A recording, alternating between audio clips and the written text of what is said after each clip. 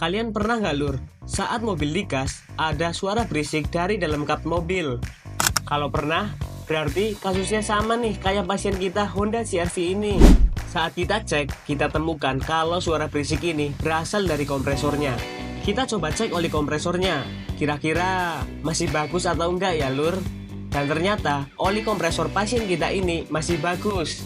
Jadi kita sarankan customer buat ganti kompresornya supaya tidak menimbulkan masalah di komponen lainnya.